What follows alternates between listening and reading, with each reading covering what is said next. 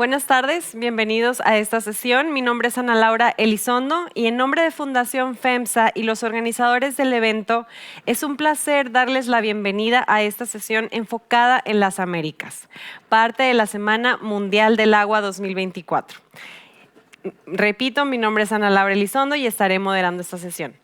Durante esta sesión se realizarán intervenciones en español y en inglés. A los asistentes presenciales les pedimos que utilicen la aplicación Interprify para seleccionar el idioma de su preferencia. El número de la sesión es 11885.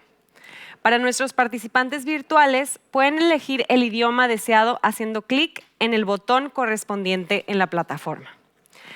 Exploraremos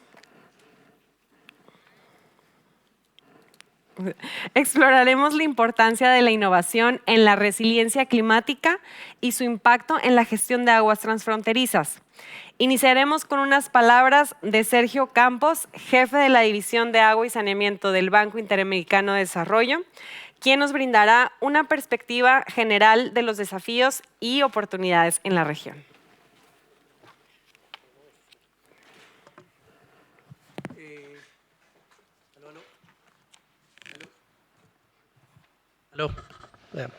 Bueno, muy buenas a todos, buenas tardes. Quiero darles la bienvenida a nuestra última sesión del Foco de las Américas, en un tema en el que CIWI nos ha convocado a conversar sobre algo tan importante como son las cuencas transfronterizas.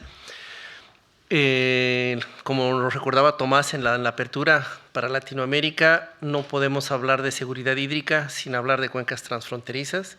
Seguridad hídrica en el contexto de cambio climático es esencial no solo para el desarrollo económico de la región. En la región, más del 60% de la energía viene de origen hidroeléctrico. El 80% de nuestra agricultura es con irrigación por inundaciones y nuestra región depende mucho en la exportación de nuestros productos agrícolas. Entonces, agua es un motor de nuestro desarrollo económico. La seguridad hídrica de Latinoamérica es clave para el desarrollo económico, pero también hemos visto cómo sequías e inundaciones que son cada vez más frecuentes y más intensas, algo que lo venimos diciendo ya desde hace 10 años, desde el principio de CIWI, vemos cómo es clave para asegurar el bienestar de nuestra población. Gente que pierde familiares, gente que pierde sus casas, sus autos, sus muebles. Y la verdad es que inundación no debería ser, o lluvia torrencial no debería ser sinónimo de pérdidas económicas, como sequía no puede ser sinónimo de escasez de agua potable. En ese contexto, además, aquí en CIWI hemos aprendido de otras regiones cosas como que la paz es algo por lo que vale la pena pelear, como decía Desmond Tutu, ¿no? Agua puede ser una fuente de paz, pero también puede ser una fuente de conflicto.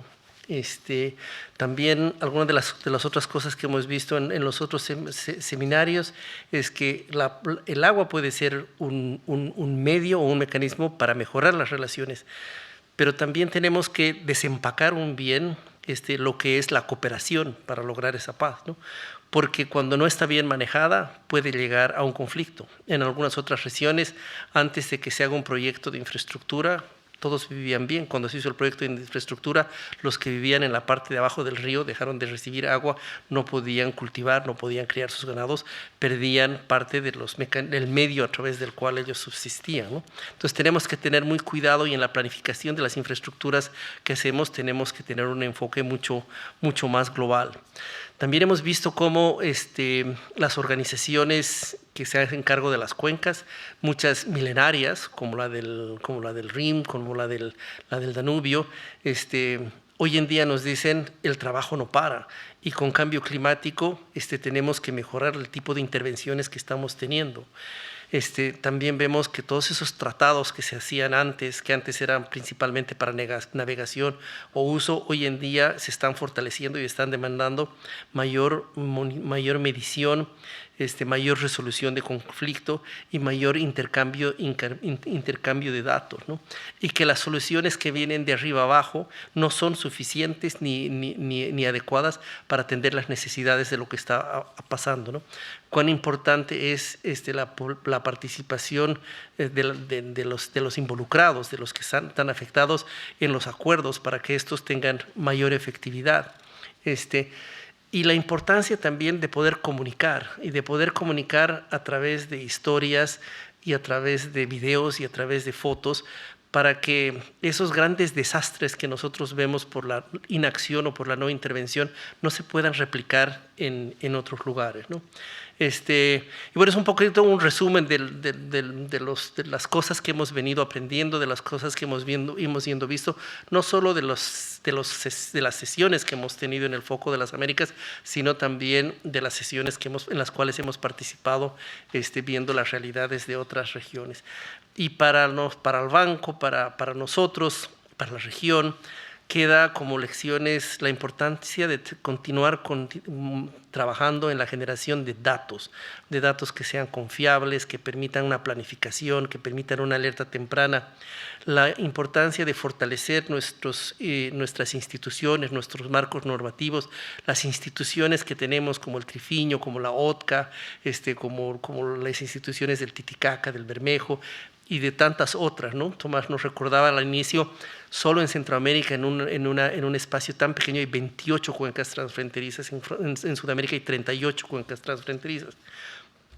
La importancia de fortalecer nuestro capital humano, de que entre fronteras se sientan hermanos por el mismo río, por la misma fuente de agua, ¿no?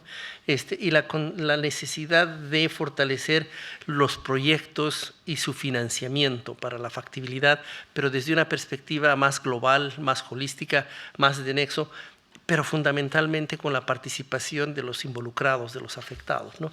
Sin más, les doy la más cordial bienvenida a esta última sesión del foro, y tal vez el último takeaway, que es el propósito de esta sesión, es que si tenemos alguna opción o posibilidad de hacerle frente al cambio climático, es a través de la tecnología, que nos permite prever, prevenir y predecir el impacto o la severidad con la que van a venir con los que nos va a llegar el cambio climático de una manera mucho más certera que en el pasado. Muchísimas gracias.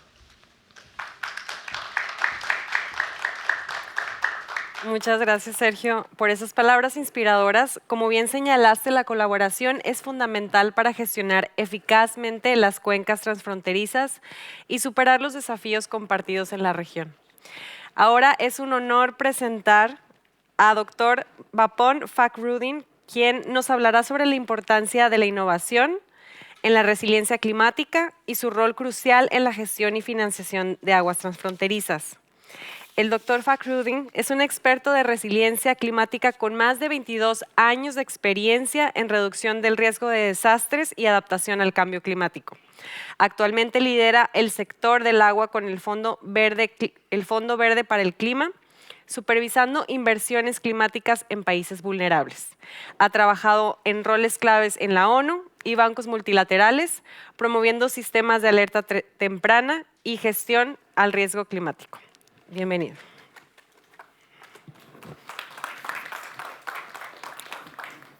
Do you have the? Thank you so much. Good afternoon, everyone. Maybe everyone is a little bit tired of the last session for the day. My Spanish is terrible, so I don't want to try even on talking on Spanish. It's been a pleasure to be here today. My name is Bapon Fakhrudin. I work for Green Climate Fund. We'll be talking a little bit on this particular theme that has been set out, how we can actually bridging the border or flowing the forward, harnessing the technology and diplomacy for transboundary water harmony. And obviously, as you just hear from the Sergio, that water diplomacy is a very critical element.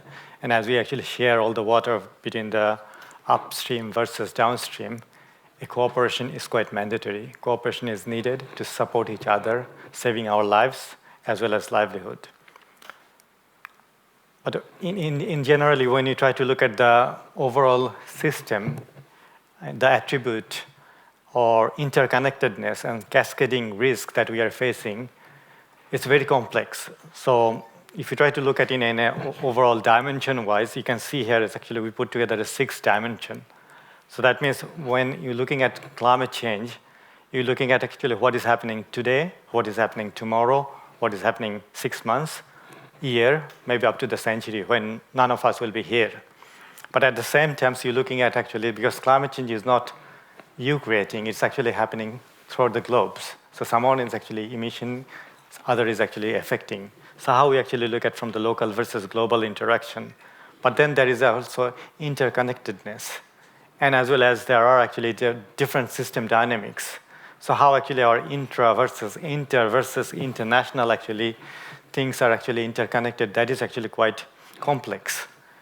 And bringing additionality with the climate, it makes us actually more challenging. And then if you top up one more addition, a diplomacy, where nobody has a control, and that could create actually a catastrophic disaster. And you may have already faced that one, because as Americas, if you just look at, you share so much transboundary rivers. And if you also learn from the other part of the world where actually Mekong Delta or Brahmaputra, you can see actually how this upstream versus downstream are actually creating a challenge between the countries or controlling over time.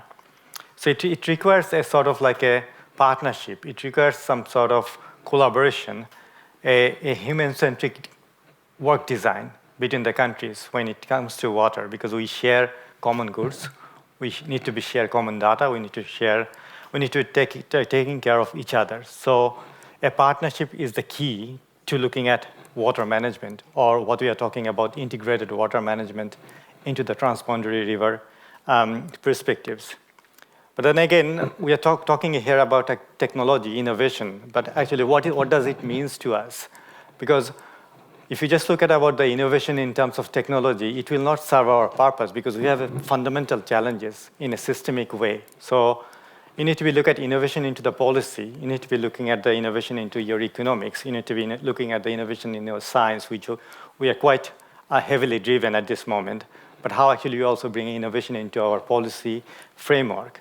If we don't able to integrate the innovation and technology into all these perspectives, we'll not be able to actually achieve what we actually want to achieve collectively. Just giving a picture of a transboundary river, which is a Brahmaputra and Meghna in Bangladesh, which comes from over India and Nepal and China. Over the last week, you saw that actually a country like Bangladesh is actually quite well known for their sophisticated long lead forecasting for flooding, so that actually they could save millions of people's lives. But when it's actually transboundary issue, you don't manage everything unless actually the data has been shared, the situation has been well understood. So once you are not actually sharing your data ecosystems, the information, even though you have a technology in one country, you cannot actually control over the aspect because you don't know actually how much water is coming throughout your neighboring countries. And when it actually putting through a barrage or Suez Gate, that's even unknown because no model in the world are able to actually predict such kind of scenario. And such event actually create 5 million people, homeless. And I'm originally from Bangladesh, but then I switched to lived in Canada, and then I became a Kiwi in New Zealand. But my heart also actually looks to Bangladesh. And my four grandfather house was also flooded with this last week event. So that's we all need to be understand because if we are in the upper riparian, we need to be a little bit care about the lower riparian. And also if you share our data ecosystems, then actually the technological aspect, innovation aspect can actually properly work through that kind of diplomacy.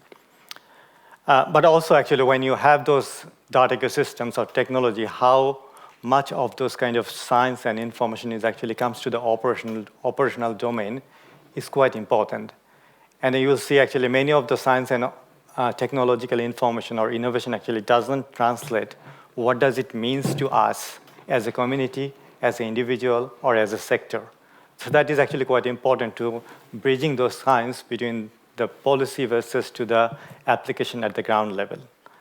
And when you try to looking at that kind of aspect, there are a lot of challenges and barriers for accessing climate financing or financing itself as well.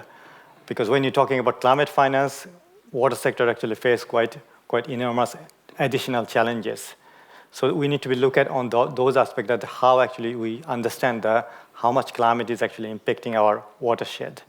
And in that perspective, you really need to understand the integration as well as how the natural system is working, how our social ecosystem is working, as well as how our administration system is working to packaging such kind of program.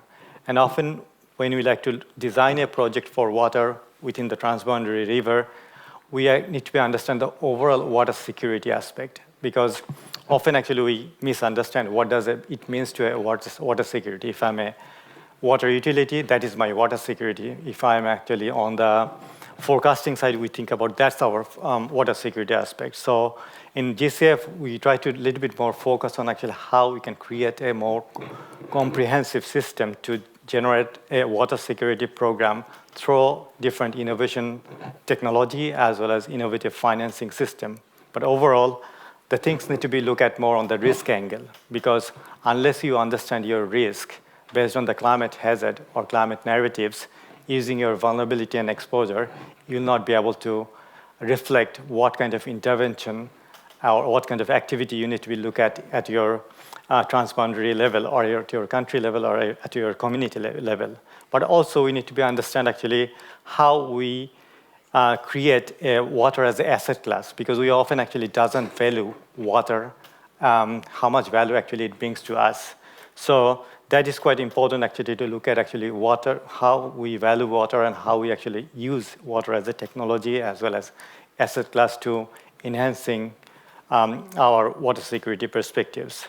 Accessing also financing requires how we understand actually the impact potential of in a water project, but also due to the climate change, we need to understand what are the paradigm shifts we are actually bringing into the community. What is innovation we are actually bringing, but also how much sustainable those kind of solution to match with the local needs as well as ownership of the community, and how much actually, because at the end of the day, you will be investing your money, and you need to know as a policymaker how much actually worth your $1 investment, the benefit that you are bringing at the community scale or at the national scale. So that's basically my talk today. Hopefully, we are able to have a greater cooperation using a diplomacy as well as innovation and technology into all aspects. As well as I'd just like to mention that GCF is quite supportive on this kind of transboundary water security aspect. And we have created several water preparation or project preparation guidance for the countries who can better understand, collaborate, and work together. Feel free to access those project preparation guidance as well as water security guidance for peace and security. Thank you so much, everyone. Muchas gracias, doctor Fakhruddin. Muy interesante perspectiva. A continuación, damos la bienvenida a Ana María Núñez, especialista en agua y saneamiento en el Banco Interamericano de Desarrollo, quien nos compartirá una breve reflexión sobre la importancia de la innovación en nuestro campo. Ana María Núñez es especialista senior en la División de Agua y Saneamiento del Banco Interamericano de Desarrollo, donde lidera temas de género, inclusión y apoya iniciativas en Haití y derechos humanos. Tiene maestría en Relaciones Internacionales de Sciences Po Paris y en Políticas Públicas de Georgetown. Bienvenida.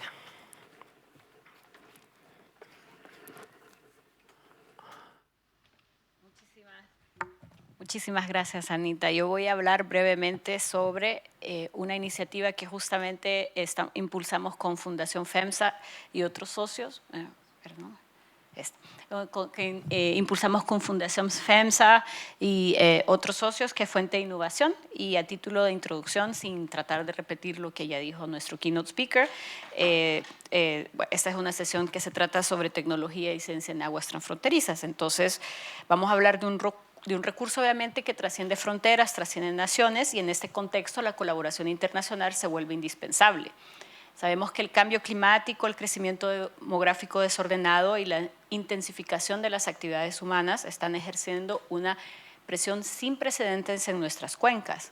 En particular, las cuencas transfronterizas, por su naturaleza misma de ser compartidas, tienen desafíos que son aún más complejos y que van a requerir que pensemos diferente para poder acceder a soluciones realmente innovadoras. Entonces, la ciencia y tecnología en ese contexto representan un arsenal de soluciones que nos permiten abordar esos desafíos y que van desde sistemas de monitoreo remoto hasta modelos hidrológicos súper avanzados. Es decir, que las posibilidades para todos para poder trabajar en este tema son infinitas.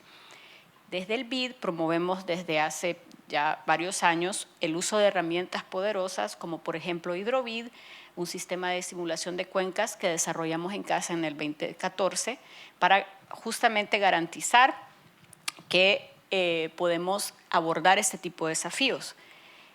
Nos hemos dado cuenta que para ir hacia ese camino debemos de garantizar que los servicios que estamos proveyendo, son servicios que se desarrollan en extrema colaboración con las comunidades. Es decir, que promovemos a través de las soluciones innovadoras equidad, inclusión y justicia social. Y para ello necesitamos realmente pensar outside the box, dando espacios a temas como el cambio de comportamiento y el arte social, como lo hemos desarrollado en Lazos de Agua con nuestros colegas de OneDrop y las demás socios que son parte de la iniciativa. Podría dar más ejemplos, pero aquí lo más importante es la necesidad, o sea, resaltar la necesidad que tenemos de innovar. Y entonces, en el 2021, como Grupo BID, es decir, incluyendo los brazos del sector privado de la institución, lanzamos Fuente de Innovación, y el cual es un ejemplo de cómo la cooperación internacional puede justamente impulsar soluciones innovadoras para los desafíos hídricos que estamos enfrentando, particularmente en cuencas transfronterizas. Entonces, a través de la investigación avanzada, el desarrollo tecnológico y la implementación de políticas efectivas, Fuente de Innovación, cofinanciada por los socios claves que ven en pantalla, está a disposición de todos los actores del sector en América Latina y el Caribe para alcanzar un futuro con servicios de agua y saneamiento sostenibles, resilientes e inclusivos. Entonces, esperamos que las discusiones de hoy nos inspiren a tener nuevas ideas, a que surjan nuevas colaboraciones que nos permitan avanzar hacia la protección y el uso sostenible de nuestras cuencas compartidas. Muchísimas gracias por la oportunidad de presentar Fuente. Muchas gracias, Ana María, por todos los ejemplos y las oportunidades que tenemos. Y como bien comentaba, ahora exploraremos diversos estudios de caso que destacan enfoques innovadores en la gestión de aguas transfronterizas. Tenemos nuestra primera presentadora, que es Natasha Avendaño, gerente de empresa de acueducto y alcantarillado de Bogotá, experta con un doctorado en filosofía y varios títulos de maestría en economía, política pública y tributación internacional. Su carrera incluye roles como superintendente de servicios públicos, comisionada experta en la CREC y directora de gestión organizacional en la DIAN. Con amplia experiencia en la política económica y tributaria, te doy la bienvenida.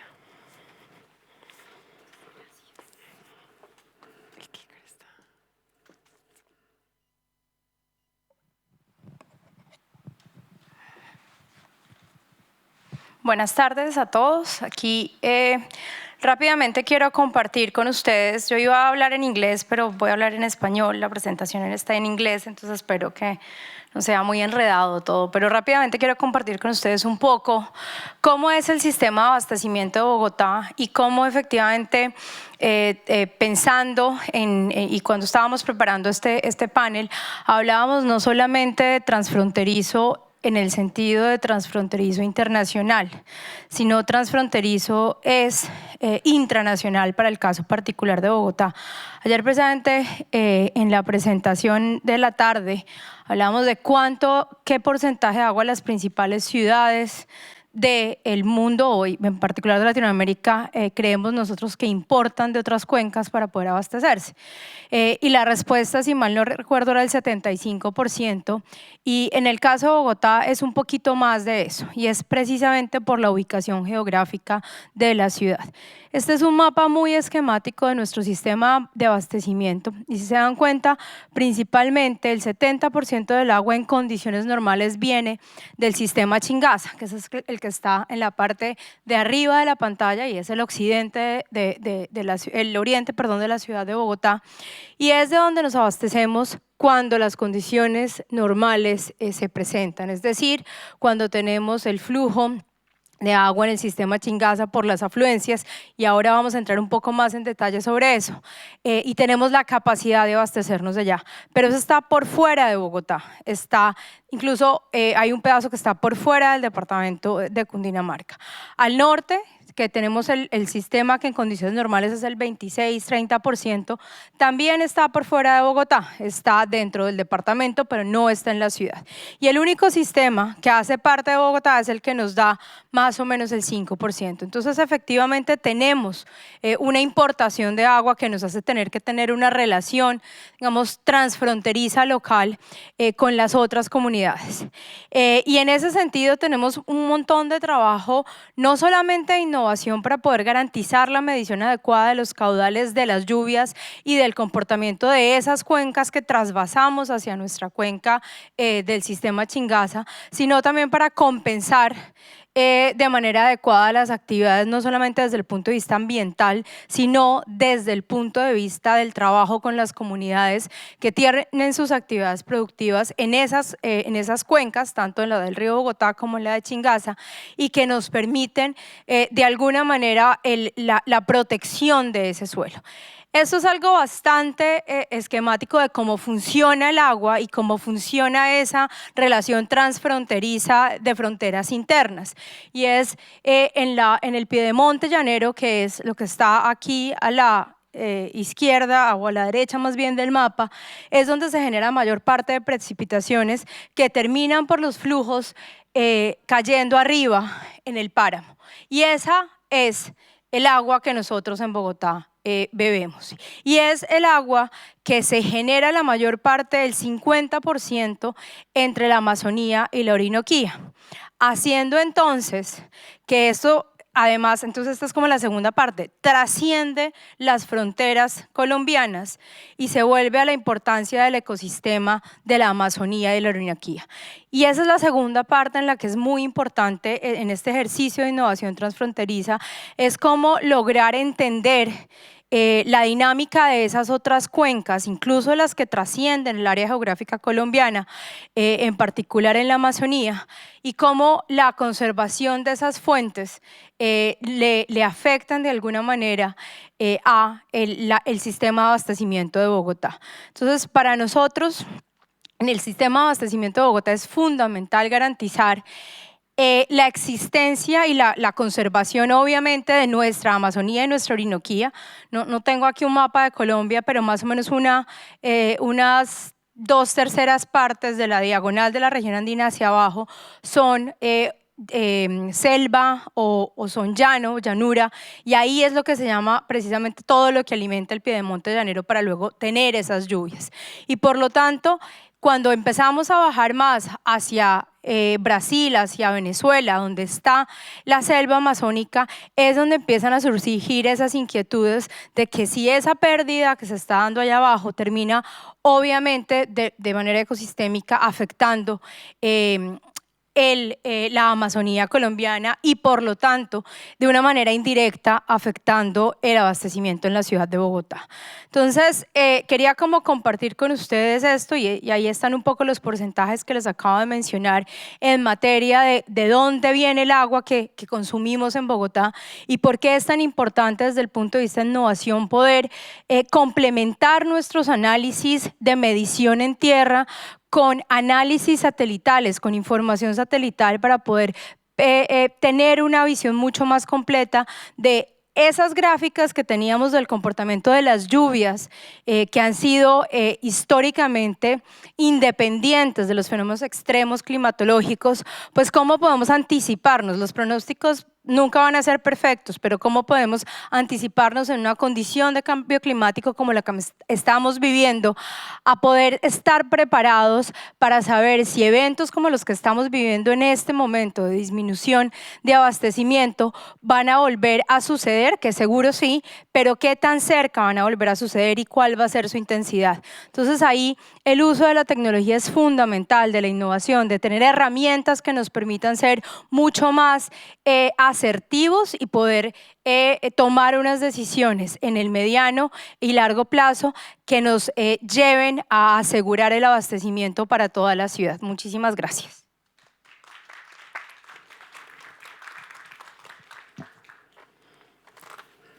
Muchísimas gracias a ti, Natasha. Súper importante lo que comentas e interesante.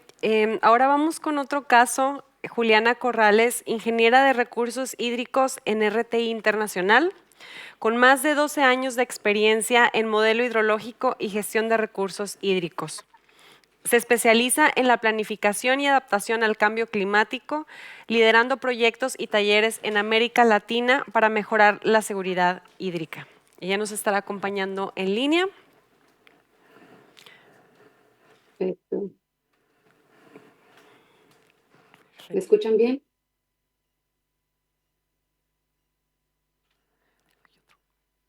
¿Me escuchan? ¿Sí se escucha? Bien. Bueno, perfecto. Buenas tardes a todos. Hoy les voy a hablar sobre el uso de herramientas de modelación para superar los desafíos en la gestión de cuencas multinacionales. Las cuencas transfronterizas plantean desafíos singulares debido a la necesidad de cooperación y coordinación entre los países que comparten los recursos hídricos. Estos desafíos van desde diferencias políticas e institucionales, falta de sistemas legales y regulatorios, problemas ambientales por la sobreexplotación y degradación de los ecosistemas en una parte de la cuenca, que puede afectar otras partes, particularmente aquellos que están aguas abajo, y estos problemas se pueden acentuar con el cambio climático. También existen desafíos económicos, técnicos y, por supuesto, las diferencias culturales pueden dificultar la participación de las comunidades locales y las partes interesadas a través de las fronteras. Muchos de los desafíos mencionados los enfrenta la cuenca del río Bermejo, la cual es una cuenca binacional compartida entre los países de Bolivia y Argentina, y es un área de gran importancia en la macrorregión de la Cuenca La Plata. Ambos países han venido enfrentando estos desafíos de forma conjunta. Por ejemplo, en términos legales e institucionales, en 1995 celebraron el Tratado de Orán, que dio origen a la COBINAVE, que es la Comisión Binacional para el Desarrollo de la Alta Cuenca del Río Bermejo, quedando con personalidad jurídica e internacional, estableciendo el marco jurídico y técnico para impulsar el desarrollo sostenible de la cuenca. Adicionalmente, en términos económicos, cada país se ha comprometido a contribuir recursos económicos para la cuenca, pero también han recibido cooperación internacional para el desarrollo y fortalecimiento institucional y conservación de los recursos hídricos. A pesar de estos esfuerzos, la cuenca aún enfrenta ciertos desafíos, como diferencias en el funcionamiento de las instituciones en ambos países, problemas de calidad de agua, especialmente en épocas de sequía, limitaciones en la capacidad técnica y la falta de un sistema integrado de datos. En este año venimos apoyando a la COBINAVE a través de un proyecto donde el objetivo es la aplicación de un sistema de modelación de los recursos hídricos conocido como Water-a-Log, el cual lo estamos aplicando con un enfoque de modelación participativa, que es diferente a un enfoque tradicional, porque aquí estamos contemplando todos los usuarios y gestores de la cuenca en la construcción de las herramientas de gestión para abordar ciertos desafíos que aún existen en la cuenca, como por ejemplo la integración y la transparencia de los datos. Para abordar esto hemos aplicado metodologías de control de calidad de datos, evaluar la consistencia, metodologías para la estandarización de los datos y de múltiples fuentes nacionales e internacionales. También estamos brindando herramientas comunes para la planificación de los recursos hídricos y evaluación de escenarios. En este aspecto aplicamos WaterAloc para la evaluación no solamente del balance hídrico actual, sino también bajo condiciones futuras con respecto a diferentes usos del agua, el cambio climático, proyectos nuevos de infraestructura y así apoyar la toma de decisiones informadas, proporcionando una plataforma común para los tomadores de decisiones. Y también pues abordamos las deficiencias en la capacidad técnica de conocimiento, donde a través de múltiples talleres fortalecemos las capacidades técnicas de la COBINAVE, en donde no solamente les enseñamos sobre las herramientas de modelación, sino también que buscamos un espacio donde fomente el diálogo de las partes interesadas, se intercambien conocimientos y se aumente la confianza y cooperación. Para terminar, quiero decir que con la aplicación eficaz de la tecnología, los países que comparten cuencas transfronterizas pueden abordar mejor los complejos desafíos que enfrentan y trabajar en pos de una gestión cooperativa e integrada en los recursos hídricos. Muchas gracias. Muchas gracias, Juliana. Muy bien. Ahora vamos a continuar con otro caso de estudio.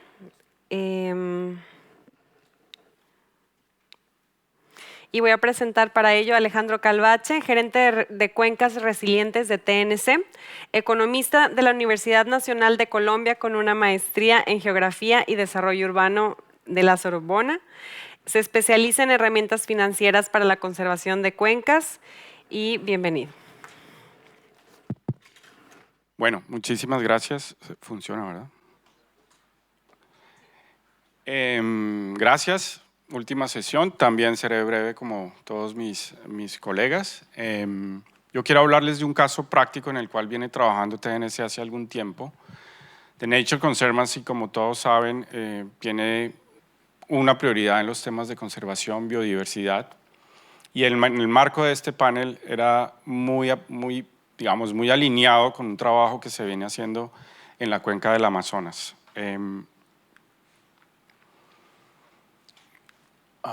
Bueno, no hay mucho más que decir de la cuenca amazónica, ¿cierto? Todos estamos muy familiarizados con su importancia.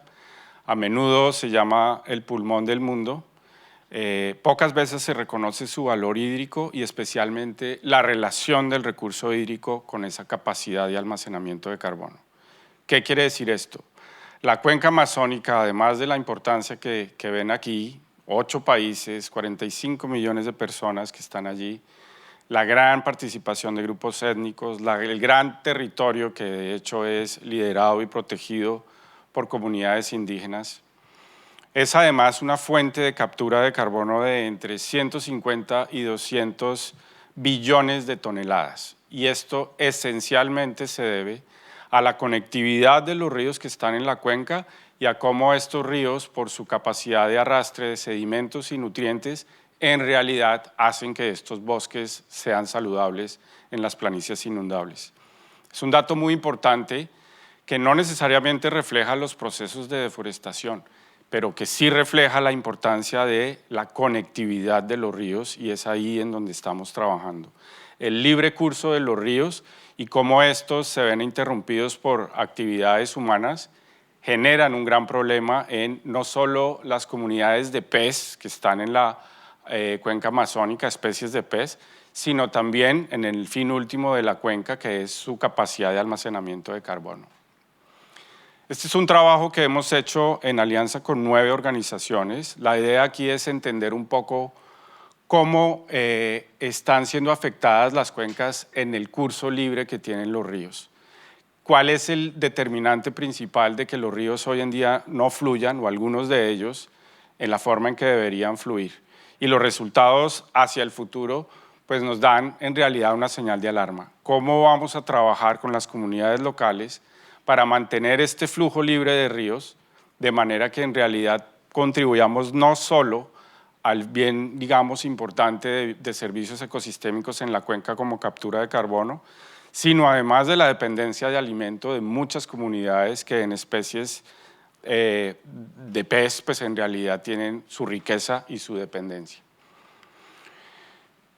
Estamos haciendo un trabajo para identificar cuáles son en realidad las prioridades de conservación de la cuenca en términos de disponibilidad y movimiento de especies de pez. Y para ello estamos haciendo un análisis de ADN ambiental. Queremos entender cómo se mueven los peces, dónde están sus zonas de bloqueo, a qué se deben esos bloqueos y cómo definimos en ese gran territorio las prioridades en las cuales queremos centrarnos en los próximos años para proteger y conservar y de alguna manera asegurar ese tránsito y ese curso libre de peces. Finalmente hay algo más valioso tal vez que la ciencia dura y es la participación y el saber local. Queremos incorporar a las comunidades locales en todo este ejercicio de manera que sean realmente parte activa, contribuyente y propietaria de alguna manera de todo este ejercicio de identificación y entendimiento de cómo está la pesca en estas zonas. Quiero presentarles la app Mi Pez. Mi Pez es de acceso global y básicamente es una aplicación en línea que desde el celular permite hacer una documentación, reporte, seguimiento de las especies, pero además busca ayudar al usuario, al pescador, a las comunidades pescadoras, para documentar un poco su actividad pesquera, cuáles son sus ingresos, dónde se vende el pescado, cómo se pueden lograr de alguna manera mejoras en la actividad pesquera y de esta manera pues justamente contribuir a esa gran comunidad que entiende mejor cómo está la pesca en la cuenca amazónica y cómo ayudamos de alguna manera también a asegurar ese curso libre de las especies.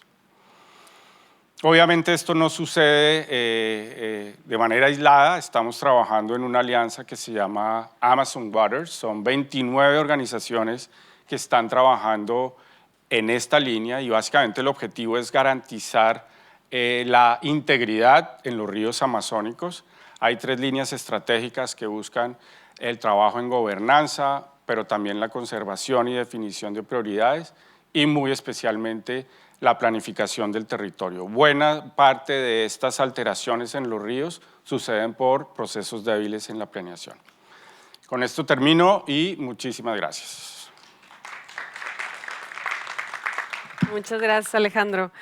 Ahora vamos a presentarles otro caso de Verónica Ríos. Ella nos acompaña en línea. Verónica es especialista en monitoreo y evaluación de proyectos de cuencas MMCG, Ecuador, Colombia y PNUD. Y es ingeniera civil con más de 13 años de experiencia en gestión de recurso hídrico y adaptación al cambio climático. Actualmente trabaja en PNUD, donde coordina y evalúa proyectos relacionados en la gestión de cuencas y la adaptación climática en América Latina.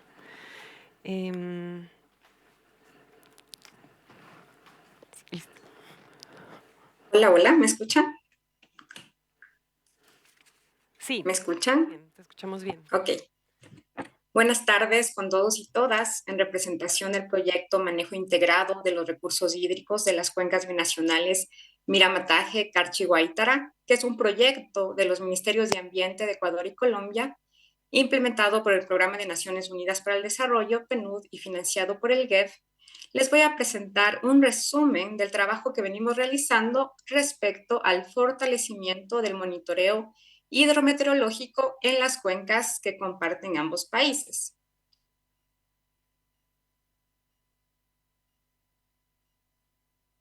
Este fortalecimiento se traduce, en primer lugar, en la repotenciación de las estaciones hidrológicas y meteorológicas de las instituciones rectoras del clima, IDEAN en Colombia e INAMI en Ecuador, con el objeto de mejorar la calidad de información y, en segundo lugar, en la generación de un procedimiento de intercambio de información hidrometeorológica a través de un visor climático. Disponer de datos hidrometeorológicos en un visor integrado a nivel binacional nos permitirá, en primer lugar, apoyar a la sostenibilidad de la generación de información relacionados con los recursos hídricos. En segundo lugar, mejorar la gestión de los recursos hídricos compartidos entre los países mediante, por ejemplo, la generación de alertas climáticas, permitirá tener datos más robustos, confiables, actualizados, para generar estudios y también aportará a la mejora de la planificación de las cuencas hídricas en ambos países y también las cuencas transfronterizas. Y finalmente, apoyará a fortalecer las relaciones diplomáticas y apoyará a la construcción de una comunidad regional resiliente ante los retos climáticos. La generación de datos es el primer paso hacia la diplomacia del agua. Cabe mencionar que el procedimiento de intercambio de información hidrometeorológica contribuye al cumplimiento del objetivo 6.5 de los ODS, Objetivos del Desarrollo Sostenible, específicamente al indicador 6.5.2, que nos habla de proporción de superficie de cuencas transfronterizas sujetas a acuerdos operativos de cooperación en materias del agua. Pero, ¿de qué trata este procedimiento? No es más que un protocolo seguro de transferencia de archivos entre los institutos rectores de clima en Colombia y Ecuador para enviar información bidireccional de datos hidrológicos y meteorológicos en tiempo real, en el caso de las estaciones automáticas que envía valores horarios, y también en tiempo cuasi real, hablando de estaciones convencionales que envían valores diarios. Esto en el marco de las cuencas binacionales Miramataje y Carchi-Guaitara. Las variables que se van a compartir en un primer momento son precipitación, temperatura y nivel de río, que luego se traduce en caudales. Este procedimiento fue desarrollado por ambas instituciones de tal manera de garantizar un flujo de información que sea continuo, que sea fiable, e implementar un sistema de transferencia de información normalizado y eficaz. Actualmente contamos ya con un documento revisado, aprobado técnicamente, y esperamos que para finales de este año este documento ya sea firmado por ambos países. A partir de lo cual, ya en el año 2025 empezamos a transmitir, a compartir la información. En Colombia se realizará a través de la plataforma FIUS del IDEAM y en Ecuador se realizará por medio del Visor Nacional del INAH. Muchas gracias. Aquí les comparto la página web del proyecto y los contactos por si requieren tener más información. Muchas gracias, Verónica. Y a continuación, por último, tenemos un caso que nos va a presentar Andrea Yáñez, directora del Fondo de Agua de Bogotá Región y representante de la Red de Fondos de Agua en Colombia. Ella es especialista de Cúcuta y ha liderado el Fondo de Agua Alianza Biocuenca y actualmente es gerente del Fondo de Agua de Bogotá. Ha dirigido proyectos de conservación en ecosistemas de alta montaña y páramo en Colombia, especialmente en el nororiente y centro del país. Bienvenida, Andrea.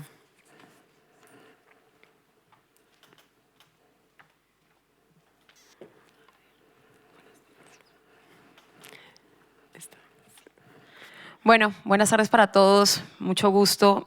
Bueno, primero que nada, nuestra experiencia, aquí les vengo a contar es un poco el cómo realmente lograr que todas esas acciones que de alguna manera generan estas cuencas transfronterizas puedan llevarse a cabo. Hoy les vengo a hablar de la Alianza Latinoamericana de Fondos de Agua. Somos parte de la alianza, somos más de 26 fondos, plataformas de acción colectiva, pero voy a hacer un zoom particular en Colombia. Y esto quiere decir que tenemos una agremiación y una articulación entre fondos de agua, más de 6 fondos de agua, que se llama la Red C, y hemos venido promoviendo este tipo de plataformas y hoy nos une un propósito, trabajar también en una cuenca transfronteriza. En Colombia, como les digo, voy a hacer un zoom, voy a hablar de 2 fondos de agua. Bogotá, el Fondo de Agua Bogotá, el que yo represento, ha venido avanzando fuertemente en la región central con algunos datos bien interesantes. Lleva trabajando más de 2 años y medio con más de 8.000 hectáreas protegidas en la zona de alta montaña, y esas experiencias también llevan a tener buenas alianzas con fondos hermanos como es el Fondo de Agua Alianza Biocuenca, que aquí está nuestro director de la cuenca transfronteriza, donde finalmente este fondo viene trabajando en la zona de frontera Venezuela.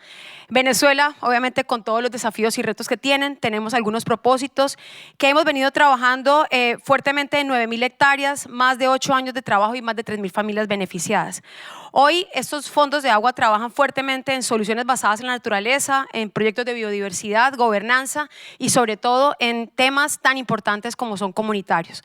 Colombia y Venezuela se unen gracias a una alianza que más que una plataforma de acción colectiva es una plataforma de conocimiento, que Colombia ha avanzado fuertemente en la región en modelaciones hidrológicas, transfronterizas, hemos avanzado fuertemente en ciencia, en temas de estudios isotópicos, en avanzado en estudios de protocolos de biodiversidad y lo más importante, se cuenta con una plataforma en línea que permite generar en tiempo real esa visualización de territorio y de acciones. Pero en Venezuela, gracias a esta alianza, también tenemos la gran oportunidad de trabajar con la Universidad de los Andes, que ha permitido generación de información gracias al Estudio Nacional de Agua en Venezuela y que ha cruzado muy bien con la información que nos ha entregado el IDAM en términos del Estudio Nacional en Colombia.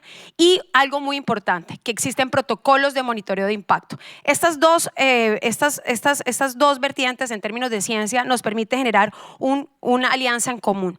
Se viene trabajando hace más de 2 años en pensar en cuál es la cuenca o realmente la región, y es la región del lago de Maracaibo. Más de 135 cuencas abastecen este gran lago, que de alguna manera lo que tenemos en nuestro propósito es corresponsabilidad, proactividad y reactivación. Eso es lo que queremos. En esta región se benefician más de 6 millones de personas que de alguna manera benefician a la ciudad de Cúcuta, Pamplona, Ocaña, Maracaibo y Mérida. Hemos aprendido algunas lecciones referentes a estos temas en términos del rol del sector privado del lado de Colombia y cómo esto beneficia también a Venezuela en su reactivación, independientemente de los desafíos políticos, comunidades mucho más apropiadas y cómo este componente de ciencia realmente permite una alianza. Aquí ustedes ven en la fotografía esta gran cuenca, trabajé mucho en la cuenca del Pamplonita y Zulia, que de alguna manera abastecen, y también la zona amarilla, que es la cuenca del lago Maracaibo. También unas fotografías de la dimensión y de las dificultades en términos de seguridad y, por supuesto, políticas. Hay unos riesgos ambientales. Esto es una fotografía que me la entregó la Universidad de los Andes, donde finalmente de la Agencia Espacial de la NASA, donde de alguna manera vemos la contaminación y la dificultad que tiene en este momento el lago de Maracaibo, donde sabemos que hay una polución, sabemos que hay una concentración de nutrientes, entendemos obviamente el tema de sedimentos, pero de alguna manera todas las acciones que se generan en esta modelación hidrológica está pensada alrededor del lago de Maracaibo.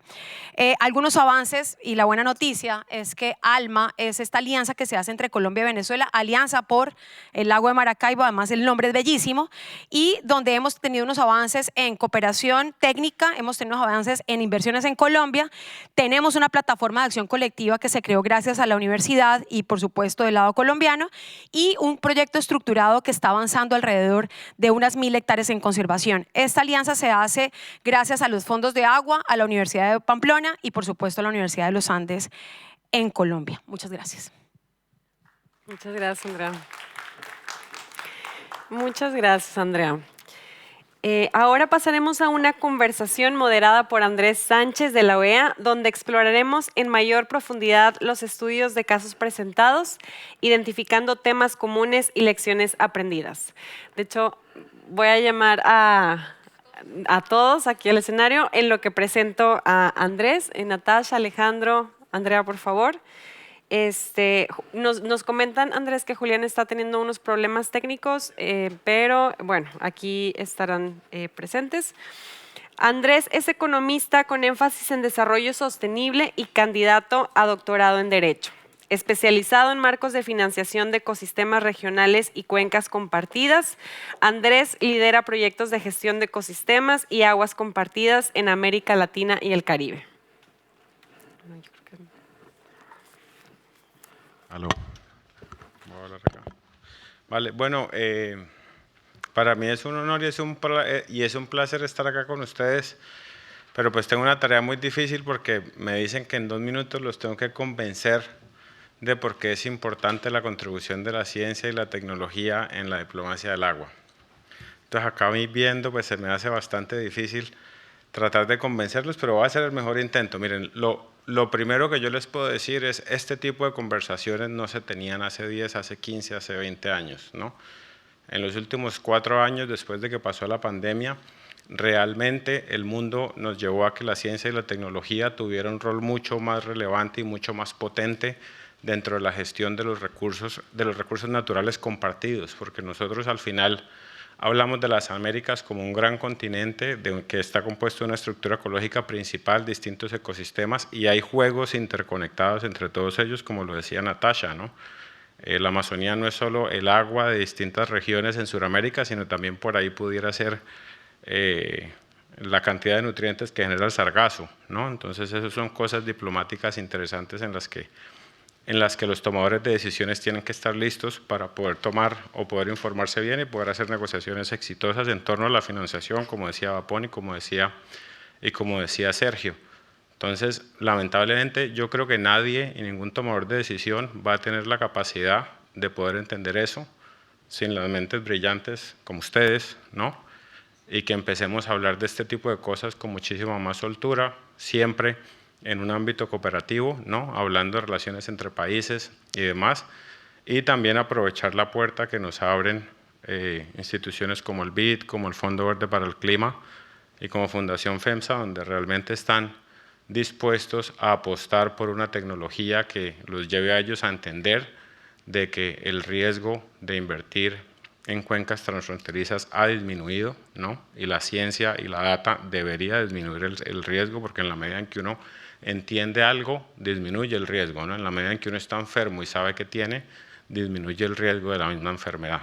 Entonces, en ese orden de ideas, creo que eso es la hidrodiplomacia, y con base en eso, pues le vamos a hacer un par de preguntas aquí a los colegas para que nos ilustren un poco más, y el llamado a la acción con ustedes, pues es independientemente de lo que pase y la respuesta que den, sigan trabajando por la diplomacia, sigan teniendo esa visión multilateral, sigan teniendo esa visión de distintos países, porque la ciencia todavía no se atreve a tener esas discusiones de manera amplia como hasta ahora lo estamos haciendo los políticos, pero eso va a pasar, ¿no? Y ustedes que ya lo entendieron, pues tienen que estar preparados. Voy a empezar entonces con una pregunta para Natasha, y le preguntaría a Natasha cuáles son las conclusiones del estudio de impacto de deforestación en la selva amazónica en términos de producción hidrológica en el páramo de Chingaza.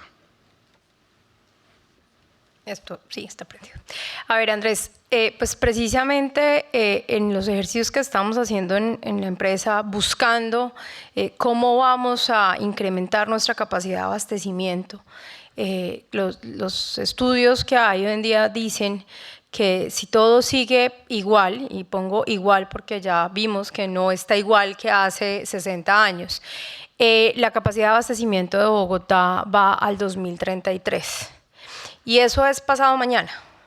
Entonces, parte de los estudios que ha venido adelantando la empresa de acueducto en los últimos años son para ver cuáles son esas capacidades de abastecimiento adicional. Y como se los mencioné en la presentación, el 70% de nuestro abastecimiento en condiciones normales viene del páramo de Chingaza. Entonces, ahí es muy importante entender esas dinámicas y el impacto es que el 50% del agua, 25% viene de la Amazonía y 25% viene de la Orinoquía. Entonces el impacto es que de haber una deforestación o una no recuperación de esas cuencas, que si bien están muy lejos de Bogotá, pero como lo ilustramos en el corte transversal del sistema Chingaza, terminan siendo los responsables del 50% del abastecimiento de la ciudad de Bogotá. Entonces, el efecto es que efectivamente tenemos que tener mejores capacidades de monitorear y de recuperar esas cuencas. Incluso, pues termina siendo también parte de la responsabilidad del crecimiento de la ciudad y de la búsqueda de nuevas fuentes de abastecimiento para soportar ese crecimiento de la ciudad, de cómo invertir en esas cuencas que están tan lejos, pero que finalmente son las que nos dan el agua. Vale, gracias Natasha. Y con esa pregunta, bueno, chequeo si Juliana ya está activa porque es que esta pregunta se conecta con la de Natasha. Estoy por acá, ¿me escuchas? Ah, bueno.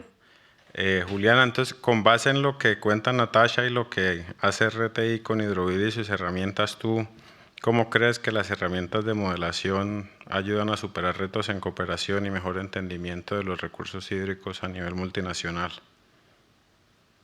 Sí, gracias Andrés. Pues yo creo que, primero que todas las herramientas de modelación juegan un papel crucial en la superación de muchos de los desafíos que enfrentamos en la gestión de los recursos hídricos multinacionales.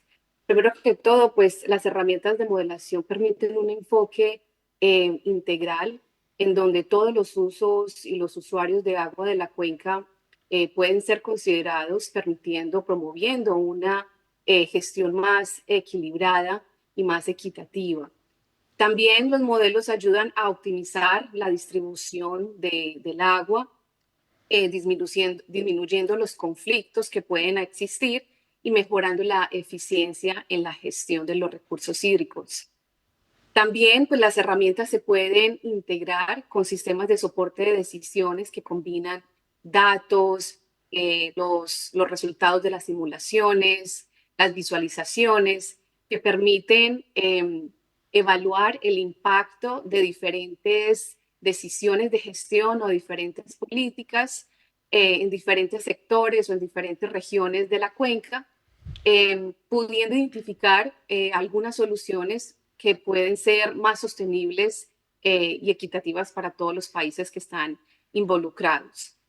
Por otra parte, pues las herramientas de modelación facilitan el diálogo y la negociación, porque plantean un lenguaje común que está basado en datos y en los análisis científicos, reduciendo así pues disputas sobre la disponibilidad de los recursos, sobre la asignación del agua a diferentes sectores, más bien entonces fomentando el diálogo y la negociación.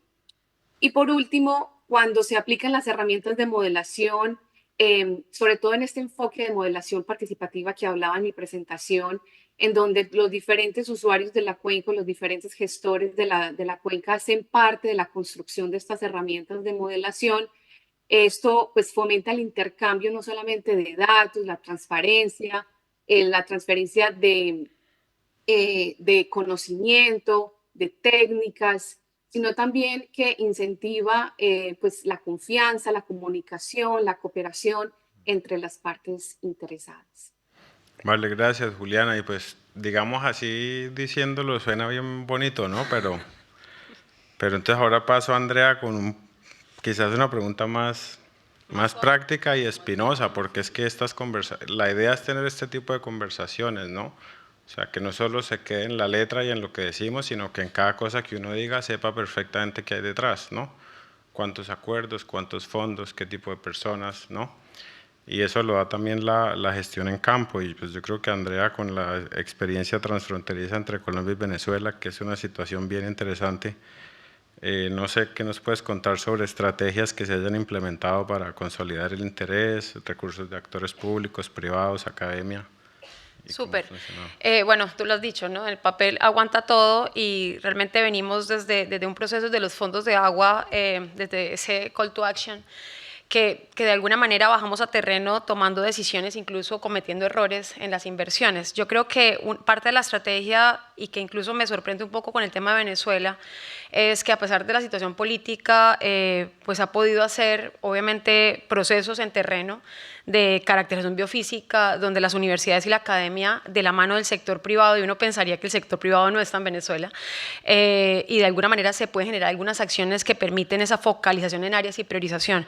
Creo que la frontera como tal está viva, independientemente de un cierre, y tú lo sabes, porque vos sos de allá, y hay una dinámica comercial que permite que de alguna manera que esa dinámica comercial, tanto que está en Colombia como en Venezuela, necesitan tener ese sueño de estar de alguna manera corriendo menos riesgos en temas de agua.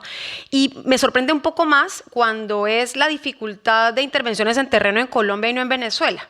O sea, realmente la problemática de esa cuenca del lago Maracaibo, que incluso cuando se hizo el fondo de agua, la plataforma hace muchos años, se pensó en la cuenca del río del Zulia y Pamplonita, pero no con la visión del Catatumbo. Incluso Cúcuta es parte de la cuenca del Catatumbo. Cúcuta vierte, la zona del páramo de Santurbán vierte a un proceso del Golfo Maracaibo, donde de alguna manera los empresarios, los donantes, instituciones están donando por esa hidrosolidaridad, y que las discusiones de diplomacia se dan es en terreno. Entonces, hemos cometido errores en terreno. Necesitamos, por supuesto, medir más y, sobre todo, garantizar a las comunidades que hay una trazabilidad del bienestar en casa, ¿no? En terreno. Vale, gracias, Andrea.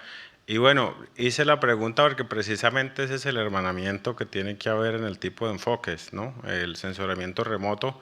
Con Juliana trabajamos bastante y el año pasado, por lo menos a través de la herramienta que tienen ellos, con una calibración que se hizo en campo de unos estudios, pudimos lograr que Argentina pudiese prever la bajante que iba a venir para el río Paraná y pudo negociar con Brasil tarifas específicas para la energía y que les dejaran agua para que ellos no tuviesen esa sequía, porque en una cuenca como la cuenca del Río de la Plata, 1 metro de bajante no es solo que falta agua y que falta energía, sino que también que todos los bienes y servicios que se comercializan suben de precio, y por esa cuenca sale el 70% de la soja del mundo. Entonces es un tema de seguridad alimentaria.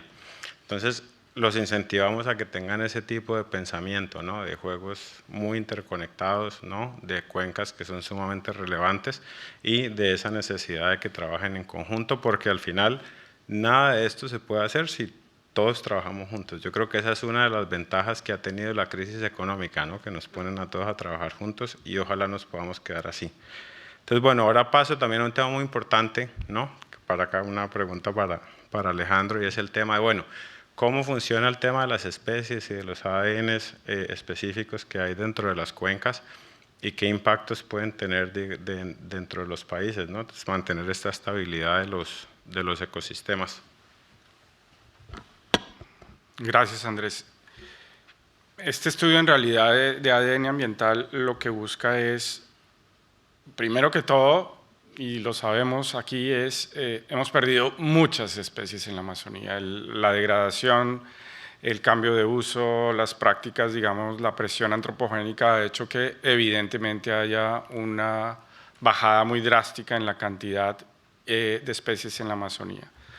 Lo que este estudio busca y hay una referencia muy interesante de un paper que se publicó al respecto, es entender muy bien con pruebas de ADN dónde están esos remanentes de peces, cómo se mueven a lo largo de los flujos en la Amazonía y dónde podría uno empezar a hacer un trabajo específico de priorización para conservar esas especies. Entonces, la idea básicamente es, como usted lo dijo al principio, es entender muy bien el problema y ser consciente de que hay un problema, pero localizarlo además, en este caso con pruebas de ADN que nos permiten básicamente identificar dónde está la especie, dónde se interrumpe su flujo, dónde hay una obstrucción en el cauce libre que realmente afecta el tránsito de la especie, por lo cual pues genera una barrera y de ahí un poco entender las causas de por qué estamos perdiendo esa especie. Entonces, la idea es que eso se complemente mucho con la participación de la gente, que la gente además pueda documentar con esta aplicación MiPes cómo son sus faenas de pesca, para entender también muy bien esto, cómo afecta el primer punto, que es el flujo libre y la disminución en especies y digamos, en cantidades. Vale, gracias Alejandro. Y para complementar y seguir ahí en la cuenca amazónica, le voy a hacer una pregunta a Verónica y quizás ahí mencionar 2 temas que son importantes y relevantes para que todos tengamos en cuenta. Desde que yo tengo memoria dentro de la organización han habido pocas misiones especiales, ¿no? Para hacer facilitación y demás. La pasada fue, bueno, Haití, República Dominicana, que ojalá que no tengamos que tener otra misión así, pues porque fue un tema de agua y ojalá que eso no se vuelva a repetir. Por eso es importante que ustedes sean conscientes del rol que pueden tener a través de ciencia, tecnología, mejor entendimiento para entender, pero también hubo una entre Colombia y Ecuador, ¿no? Y el agua y el hermano, no vamos a mencionar el episodio, pero el agua y la gestión ambiental fue una de las salidas interesantes que terminan dando fruto a este proyecto binacional entre la cuenca Carchi y Guaitara, que pues obviamente ha cultivado y ha cosechado un montón de frutos, ¿no? Entre esos los protocolos de intercambio de información que está promoviendo PNUD. Y ahí le queríamos preguntar a Verónica si nos puede comentar un poco cómo ha sido el camino hasta el momento y qué se espera para mejorar ese fruto y ese intercambio de información hidrometeorológica, teniendo en cuenta que es una relación, ¿no?, que por ahí de pronto está fracturada por cosas distintas y no inherentes al agua. Gracias. Y como les mencioné en mi presentación, el intercambio de información climática, hidrológica y meteorológica es el primer paso hacia la diplomacia del agua. contar con fuentes de datos robustos, confiables, tanto en cantidad como en calidad, nos permite conocer y comprender cómo funcionan nuestras cuencas. Épocas de sequía, en dónde hay más cantidad de agua, en qué sitios hay mala calidad del agua. Conocer, por ejemplo, identificar fuentes o puntos de contaminación. Todo esto nos ayuda a una mejor planificación, a un mejor conocimiento de las cuencas y con eso podemos tomar mejores decisiones a nivel transfronterizo. Creo que ese es el paso importante que estamos dando desde el proyecto, desde la línea base, que son los datos, y de ahí, con datos confiables reales, podemos tomar buenas decisiones. Vale, perfecto. Gracias, Verónica. Ahora continuamos con una segunda ronda de preguntas. Yo volvería a Natasha y le preguntaría, digamos, es muy interesante lo que se menciona de la cuenca amazónica y su relevancia, y quizás entender si el único sistema que es afectado o impactado por la gestión en la cuenca amazónica es Chingaza en Bogotá, o si hay otros.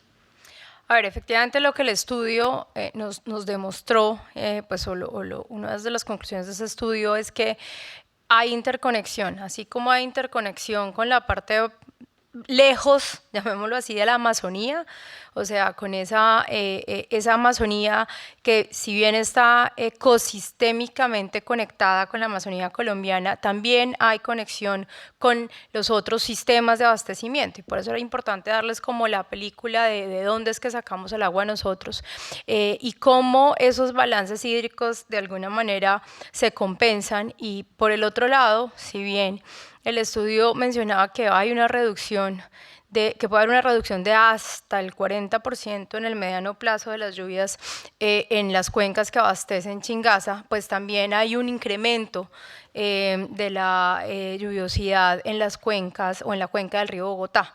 Entonces, en ese sentido, todo está interconectado y todas las dinámicas que están de alguna manera transformándose en virtud de esto que estamos viviendo hace rato, pero que al menos en Colombia hasta ahora estamos como, digamos, se nos materializó el riesgo del cambio climático, no de una manera tan drástica como ha sucedido en otras capitales y en otras ciudades de Latinoamérica, pero efectivamente ese estudio muestra que lo que se supone que va a haber en exceso en la cuenca del río Bogotá es lo que puede llegar a ser deficiente en la cuenca del páramo de Chingaza o en las cuencas del páramo de Chingaza. Y por eso es que es importante pensar en esto como sistema. Y el sistema es total, y el sistema es las intervenciones en procesos de recuperación basados en la naturaleza, y que efectivamente nos lleven a utilizar esas herramientas de innovación. Yo quiero simplemente tocar aquí un punto que es fundamental, y es poder medir esos procesos de innovación en las diferentes cuencas para poder tener, por un lado, líneas base que nos permitan identificar si esas intervenciones son lo efectivas que los modelos dicen que son. Porque una cosa es planear, y además que sí, puede que sean soluciones que den mangos bajitos, como decimos nosotros, resultados en el corto, en el mediano y mucho más en el largo plazo, pero también poder medir para hacer mucho más efectivos esas intervenciones, porque pues no se trata de sembrar, reforestar indistintamente, hay un tema con comunidades y, como lo mencionaba ahora, con manejo de esas comunidades que derivan su sustento de las actividades que han venido realizando, llamémoslo así, a costa de los páramos, pero que son su sustento. Entonces, todo eso, creo que la importancia de poder medir, establecer líneas bases y monitorear hacia adelante, pues nos va a permitir ser mucho más efectivos en entender también esas dinámicas. El acueducto tal vez tiene el mejor sistema de medición en Chingaza que cualquier entidad hidrometeorológica de Colombia, pues el IDAM, que es la principal, pero cualquiera que mida no tiene la cantidad de puntos de monitoreo que tenemos nosotros, que somos cerca de 60.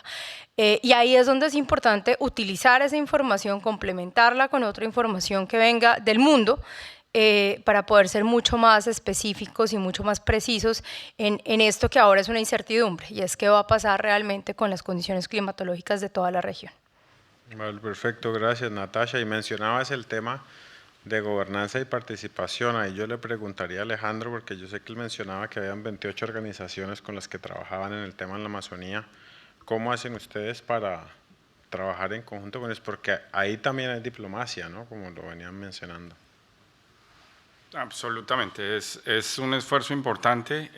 Este es el tipo de, digamos, de asociaciones que requieren liderazgo, que requieren acuerdos programáticos, pero digamos que hay un fin común que es muy claro y que es muy importante en la Amazonía, es la integridad ecológica y la integridad, digamos, de la Amazonía y de los ríos de la Amazonía. Con eso, claro, Amazon Waters en realidad definió un plan, después de un buen tiempo de acuerdos, relaciones, diplomacia, de 3 líneas estratégicas que creo que caen muy bien en la necesidad de mantener la Amazonía y la conectividad en los ríos del Amazonas, que tienen que ver con gobernanza, primero que todo. Después con todo el tema de conservación y priorización. Si hay algo que tienen que hacer estos grandes grupos es definir los temas, 2 o 3 en los cuales se van a concentrar en el corto y mediano plazo. Y un último que es en realidad, por supuesto, la base y la principal causa de la afectación de los libres cursos de los ríos, y es la falta de planeación en el territorio y cómo realmente se debe informar mejor a los tomadores de decisión sobre, por ejemplo, procesos de minería o generación hidroeléctrica, de cuál es en realidad el efecto generado con estos procesos de manera anticipada a la implementación de los proyectos. Es difícil, pero con el bien común y unas líneas claras creo que ayuda mucho a la gestión. Vale, gracias Alejandro por el énfasis en gobernanza. Ahora quizás le preguntamos a Andrea sobre deforestación, bueno, que es uno de los puntos principales para la seguridad hídrica.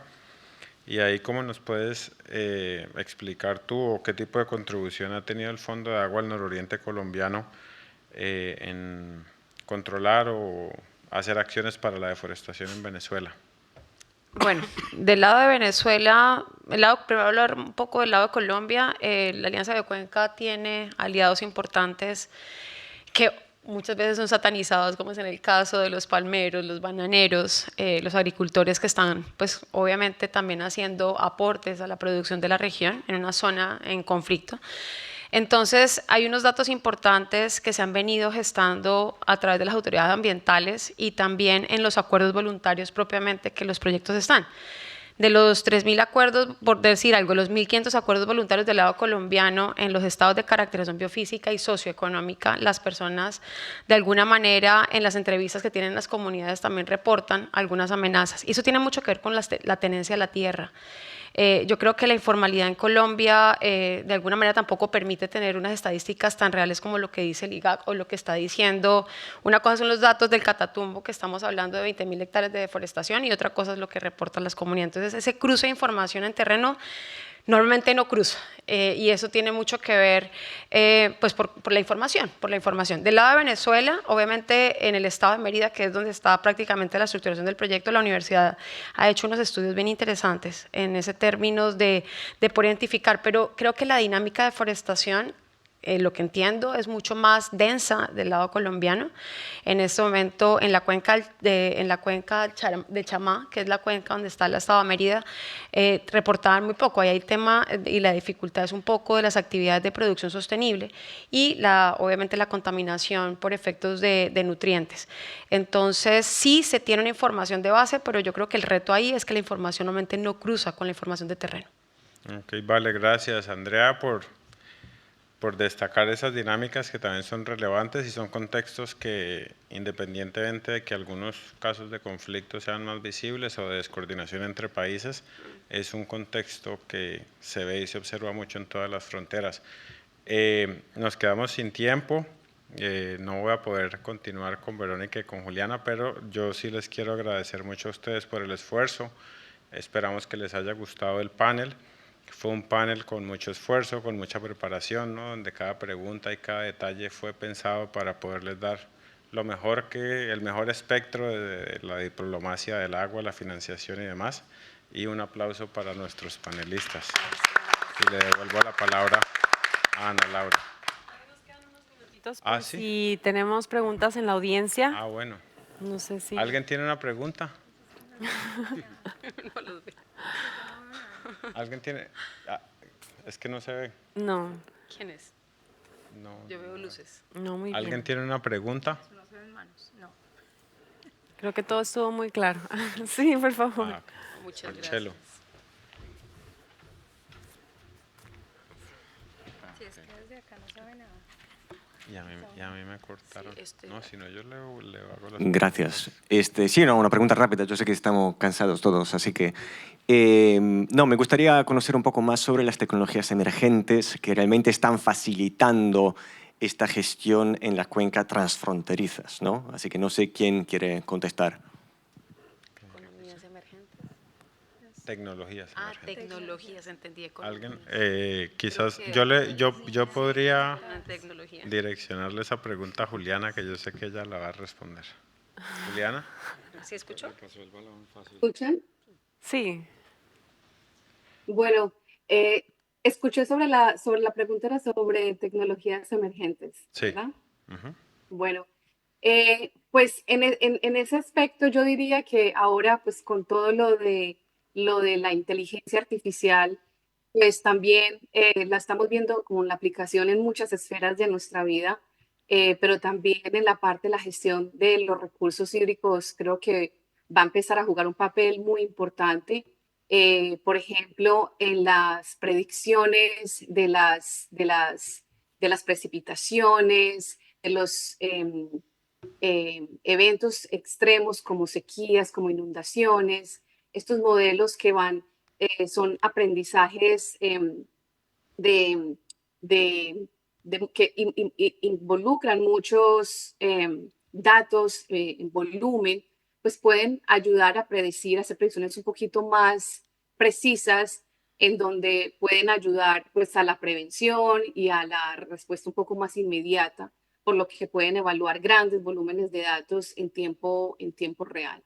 Entonces yo creo que eso es una parte fundamental que vamos a ver pues poco a poco involucrándose más en la parte de la gestión y por supuesto también hemos visto en los últimos años la parte de detección de satelital, para monitoreo en términos de datos satelitales para mirar calidad del agua, contaminaciones. Entonces yo creo que también en esa parte vamos a ver una parte importante, cómo esta tecnología va a mejorar, ¿cierto?, la detección de ciertos contaminantes emergentes y cómo los podemos prever.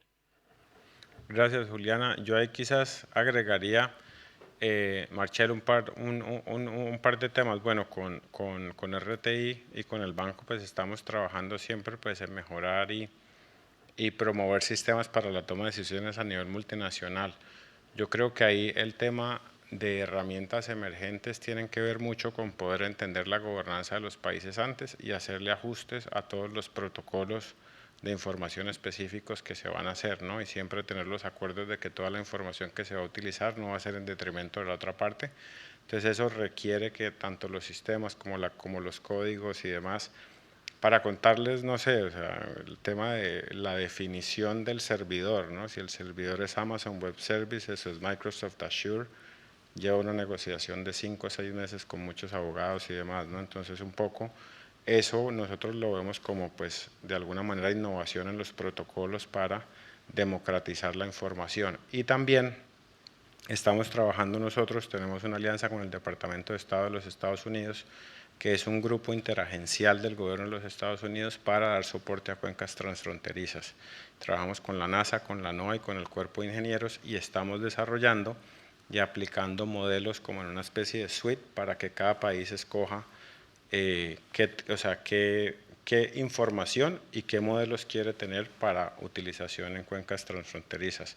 Y eso también pues ha llevado a una negociación y también inclusive estamos optando por una financiación para acoplar los modelos a desarrollo con inteligencia artificial, con la Casa Blanca. O sea, hay muchas cosas que se están haciendo, pero al final lo que yo les digo, o sea, y yo soy muy transparente, o sea, mi espectro es limitado, ¿no?, en el entendimiento de la tecnología, pero por ahí estando con los científicos y con los técnicos uno puede ser mucho más potente, ¿no? Nosotros negociamos y ustedes pueden desarrollar esos protocolos que pueden llegar, y por eso hacemos siempre alianzas.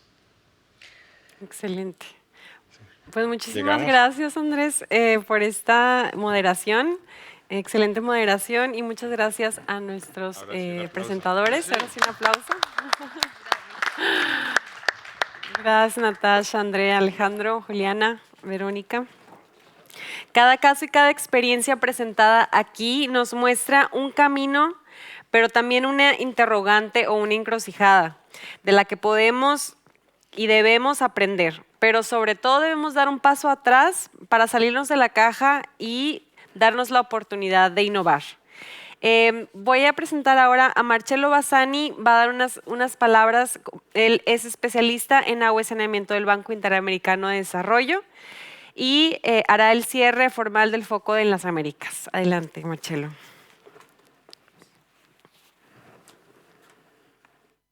Aló, gracias. Me voy a tomar 30 segundos porque estamos cansados, es el penúltimo día de la semana.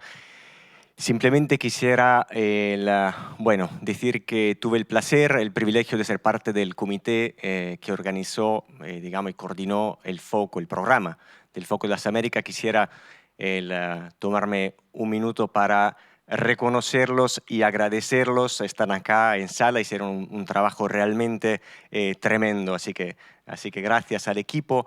El sector de agua es un sector fragmentado en su esencia, en particular a nivel institucional, a nivel local, a nivel nacional, regional, internacional. Y en estos eventos, en estas conferencias, a mí me da la ilusión que capaz sí es posible dialogar, es posible crear algo mejor, un poco más coordinado.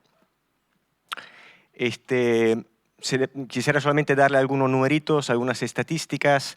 En todas las sesiones y seminarios del Foco de las Américas obtuvimos el Golden Standard, con una buena representación de jóvenes como nosotros, como todos los que están en sala. Tuvimos el 50% de panelistas mujeres, 50% hombres, una muy buena representación geográfica, de México bajándose, Ecuador, Perú, Colombia, Chile, Argentina y más. Tuvimos 24 panelistas presenciales y 11 conectados online, realmente desde varias partes del mundo, lo que demuestra que este formato híbrido funciona. Así que nada, acá cierro formalmente el programa de Foco en las Américas. Quisiera agradecer a todos los co-organizadores y todos los co-conveners de este importante evento que se enfoca en esta parte geográfica del mundo. Como llamado a la acción, les dejo con 3 palabras que me llevo durante este año de reflexión: colaboración, diálogo y coordinación. Así que con esto, gracias. Gracias. Muchas gracias, Marcello. De acuerdo. Y bueno, retomando las palabras del inicio de Sergio, como nos comentó, el agua puede ser una fuente de paz o de conflicto, y creo que depende de nosotros hacer que prevalezca la paz. La cooperación es esencial, como se mencionó en esta sesión y como es el tema de este año en la Semana Mundial del Agua. Pero ello requiere voluntad y herramientas como la tecnología y la innovación, que es el tema de esta sesión. No hemos resuelto este interrogante, pero sí creo que se han tocado aspectos claves que se necesitan considerar y poner en práctica con prontitud por el bien y el desarrollo sostenible de nuestra región. Ya para cerrar, agradecemos a todos los participantes por su valiosa contribución. Es crucial seguir fomentando la innovación y la colaboración para enfrentar los desafíos que tenemos por delante en la gestión de aguas transfronterizas. Les pedimos, por favor, llenar la encuesta haciendo uso del código QR en pantalla. Un segundo. Ay. Ahí está.